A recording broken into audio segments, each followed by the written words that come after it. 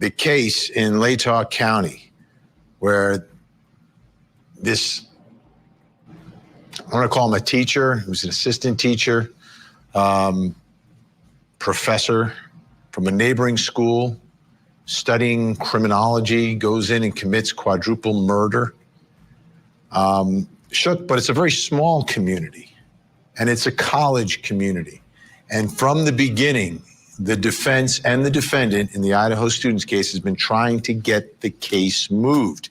Take a listen to the arguments, because we hear them in most of the high-profile cases here on Court TV for that old change of venue. Take a listen.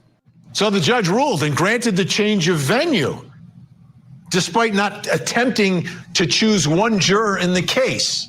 And that was the big headline. But then I read the judge's order, and I had a much different take from what this was really all about. Take a look. Here's from the ruling. The court has spent many months carefully considering the legal and logistical concerns with a trial of this length and magnitude, carefully reading each submission, listening to each expert, and evaluating each party's position. Based on the totality of the factors, defendant's motion for a change of venue is granted. Then the court orders a transfer of venue, quote, without specifying the new place of venue, and refers, quote, the case to the administrative director of the courts for assignment by the Supreme Court to a court of proper venue in another judicial district. And here's the key thing, and assignment of a specific judge to preside in the criminal proceeding. He got rid of the case. The judge just got rid of the case. It's not about change of venue, it's a change of judge. Judge didn't want to judge this case. Let's bring back in the think tank Al Wunsch, Darnell Crossland, Jennifer Brandt. Darnell, I understand it's football season, and I guess the judge jumped on there and just punted this case out of Latah County and out off of his docket. I've never seen anything like this in a change of venue.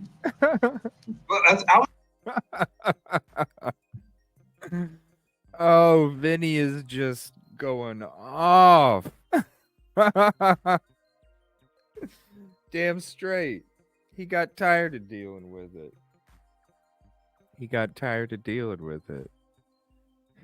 I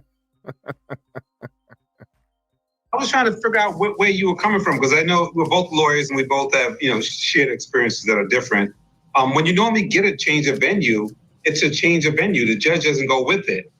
So I thought that. Well, I watched the Daybell trial in Idaho here, and the judge went with him. I've covered trials down in Florida where the judge went with him. I covered the hot car case in Georgia, and the judge went with him. This judge didn't want the case. Let's be honest. I mean, I can. Like I said, I think Al was on my side for once. I heard a little grunt over there. But that's your shared experiences. But my experience was that was not an ordinary. Because of your shirt. I will help you out on this one, because I think that was the right move across the board. I took a look. It's not about the change, but what was the motivating factor behind it? Like the motivating factor. Dude, he didn't want to do it. I mean, he barely wanted to ever make a frickin' decision. It took him forever to make a decision. He couldn't hold people accountable to deadlines. He kept giving chances and chances and chances. And you had the defense and the prosecution telling the judge how to judge in different court hearings. You had them telling the judge how to judge. Vinny, he ain't having that graceful exit. He's pouncing like baby Angel over here pouncing on her toys. He's fired up. Is the fairness of a trial for the defendant. No, it's the judge doesn't want to handle the case. No. Take a look at the Timothy McVeigh case. The Timothy McVeigh case, the Oklahoma bomber. Okay, no. They moved that trial to Denver. Okay, that's a federal case. Trial to Denver. He said but no. The point was that he was. Take a look at the factor is the fairness of a trial for the defendant. No, it's the judge doesn't want to handle the case. No. Take a look at the Timothy McVeigh case. The Timothy McVeigh case, the Oklahoma bomber, okay? They moved that trial to Denver, Okay, That's they a federal moved the trial case. to Denver, but the point was that he was not going to be able to get a fair trial in Oklahoma. Are you allowed to bring jurors in? You're allowed to bring jurors in? One of the points with regards to his You see what I'm saying? He's feisty like baby Angel. He just won't. He just keeps appeal was whether there was a presumed or actual prejudice with regards to the jury selection, everything along those lines. That negated all of that. Okay, so it's a brilliant move, and the judge moving it to a judge that could be assigned solely to that case is another brilliant move, because these judges are juggling a calendar. They don't get one case. Okay, they have 50 cases that they have to deal with. Jennifer, I sat here and I covered the Lori Daybell and Chad Daybell's trials, and that judge from Idaho got up and went over to Ada County and Boise for a couple of months to try both of those cases. So it's just the judge doing their job. This judge obviously wanted nothing to do with this case anymore. I don't know if it was so much about the judge not wanting the case. I think he did look at the totality of the circumstances. And I think one of the main factors, because it kept coming up over and over again, are the logistics of the trial, having it in Latah County. They're just not equipped to handle all the press and all the people that are going to be coming in, and just the resources weren't there. So that's something he definitely cited to. Really? And, you know what? I spent 3 months down in the low country of South Carolina. That case, a little bit bigger than this one, right? They had no problem down there. They brought in some food trucks. Damn, Vinny is going off on everybody. I get it, Vinny, but the judge didn't think it was the right fit for this county. No, you said it correctly. You said he didn't want it. Oh, he didn't want it. It was a headache. You said that. Oh, this is such a headache. 168 victims. Oh, shit. He's like, you said it. She's like, I didn't say that. Oh, this is a headache. Look at his face. He's fucking angry.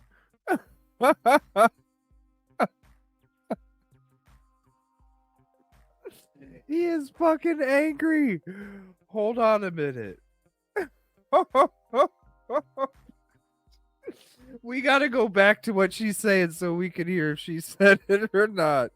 Holy shit, this is nuts. Wanting the case. I think he did look at the totality of the circumstances. And I think one of the main factors, because it kept coming up over and over again, are the logistics of the trial, having it in Latah County. This is comedy. They're just not equipped to handle all the press and all the people that are going to be coming in, and just the resources weren't there. So that's something he definitely cited to. Really? You know what? I spent 3 months down in the low country of South Carolina. That case, a little bit bigger than this one, right? They had no problem down there. They brought in some food trucks. I get it, Vinny, but the judge didn't think it was the right fit for this county. No, you said it correctly. You said he didn't want it. He didn't want it. It was a headache. You said that. Oh, this is such a... No, she did. She did say it. She said it 2 times.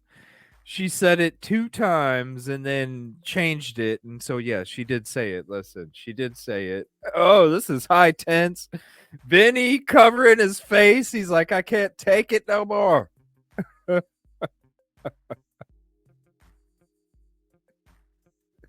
You can't take it no more. Hear no evil, speak no evil, see no evil, right?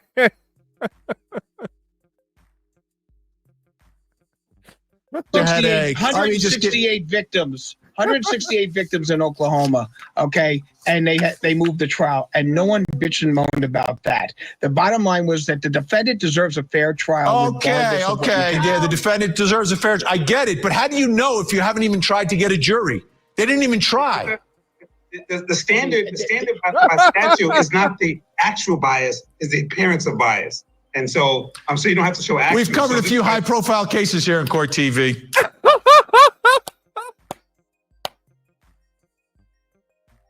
This is the best part of the morning. Holy shit. Oh my gosh, look at this face. Hold on. Actual bias is the appearance of bias.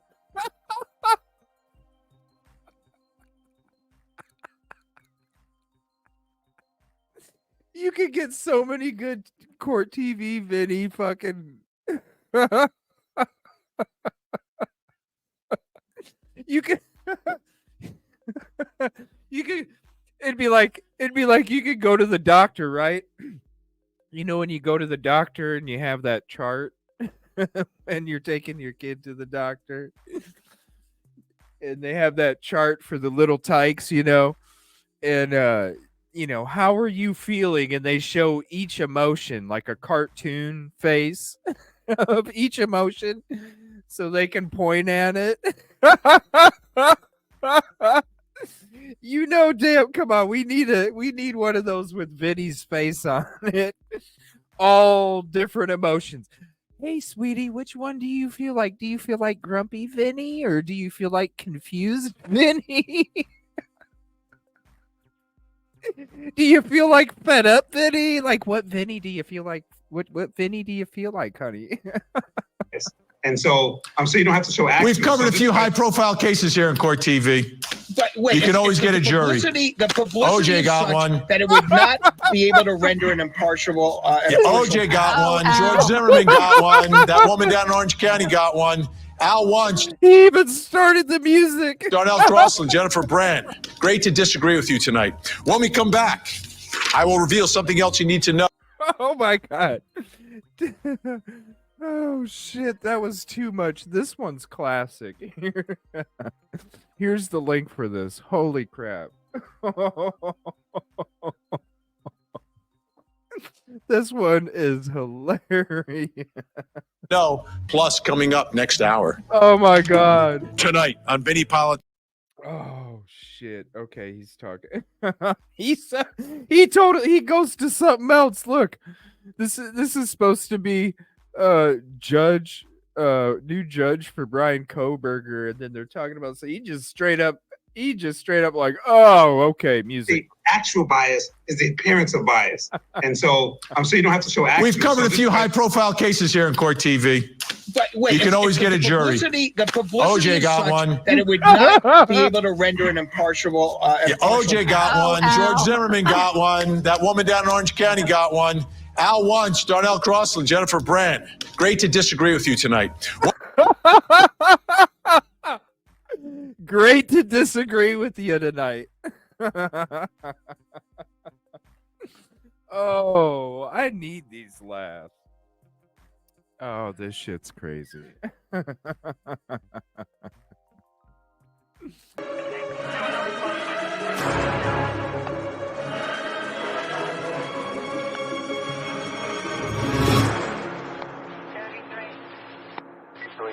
Can you let a supervisor know that I have a case report over there?